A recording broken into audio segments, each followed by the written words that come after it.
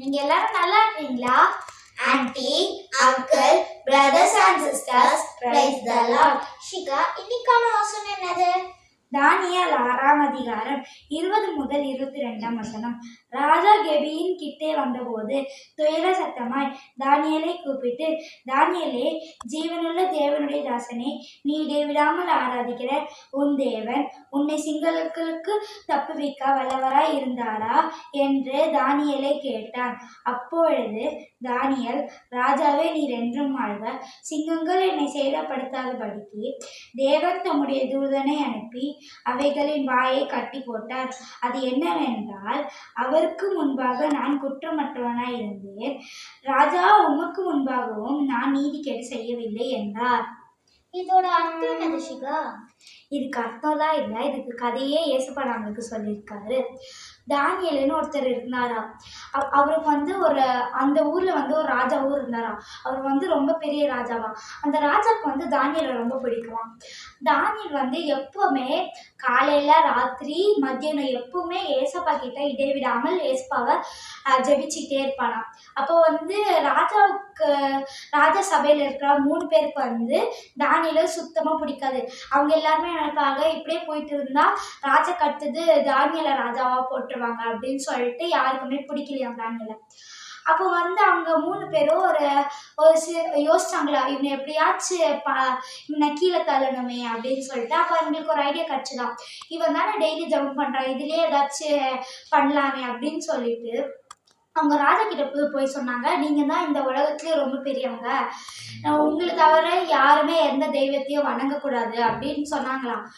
இதுவும் நல்ல ஐடியா தான் இருக்குன்னு சொல்லிட்டு ராஜாவும் அதை அக்செப்ட் பண்ணிட்டு, அப்போ அவங்க 3 பேரும் சொன்னாங்கன்னா, வேற யாராச்சும் தெய்வம் கும்பிட்டாங்கன்னா அவங்கள சிங்க கெபியில போட்டுடலாம் அப்படின்னு சொன்னாங்களா. அப்போ ராஜா ஓகேன்னு சொல்லிட்டு அவரோட கையில இருக்கிற மோதிரோட முத்திரைய வச்சுட்டாங்களாம். அப்போ இதே மாதிரி போயிட்டு இருக்கும்போது தானியேல் எப்பவே பண்ற மாதிரி ஏசப்பா கிட்ட 3 வேளையில ஜெபம் பண்ணிட்டு இருந்தானா.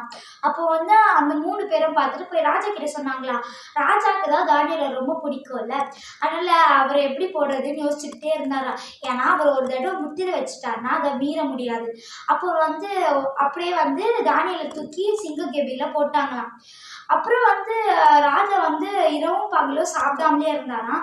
அப்போ அடுத்த நாள் காலையிலே தானியேலே, நீ இடைவிடாமல் ஆராதிக்கிற உன் தேவன் இந்த சிங்க கெபியில உன்னை காப்பாற்ற வல்லவராய் இருந்தாரா அப்படின்னு கேட்டாராம். அப்போ தானியேல் உள்ள இருந்து சொல்றாரா, ராஜாவே, நீர் என்றும் வாழ்க. நான் இடைவிடாமல் ஆராதிக்கிற என் தேவன் என்னை இந்த சிங்கங்களின் வாயை கட்டி போட்டு என்னை காப்பாத்தினாரு, அவரோட தூதரை அமைச்சு எனக்கு காப்பாத்தினாரு அப்படின்னு தானியேல் சொன்னாரா.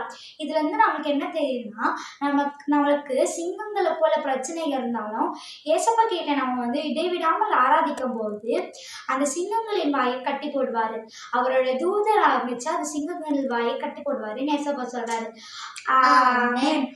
உன்னோட வசனம் என்னன்னு? சங்கீதம் 34ஆம் அதிகாரம். கர்த்தரை நான் எக்காலத்திலும் சோத்தரிப்பேன், அவர் துதி எப்பொழுதும் என் வாயில் இருக்கும். கர்த்தருக்குள் என் ஆத்துமா மேன்மை பாராட்டும், சிறுமைப்பட்டவர்கள் அதை கேட்டு மகிழ்வார்கள்.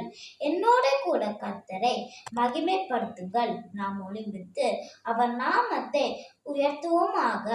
நாம் கர்த்தரை தேடினேன், அவர் எனக்கு செவி கொடுத்து என்னுடைய எல்லா பயத்துக்கும் என்னை நீங்களாக்கி விட்டார். அவர்கள் அவரை நோக்கி பார்த்து பிரகாசம் அடைந்தார்கள், அவர்கள் முகங்கள் வெட்கப்படவில்லை. ஆனா இதோட அர்த்தம் என்னன்னு ஏசப்பா சொல்றாரு, இப்ப நம்ம ஏசப்பானை பார்த்தா நம்மளோட முகங்கள், அவரோட முகம் பிரகாசமா இருக்குமா, நம்மளோட முகம் வெட்கப்படாதுன்னு ஏசப்பா சொல்றாரு. ஆமென். உங்களுக்கு இந்த வீடியோ பிடிச்சிருந்தா லைக் பண்ணுங்க, ஷேர் பண்ணுங்க, உங்க ஃப்ரெண்ட்ஸ் அண்ட் ஃபேமிலிக்கு ஷேர் பண்ணி சப்ஸ்கிரைப் பண்ணுங்க.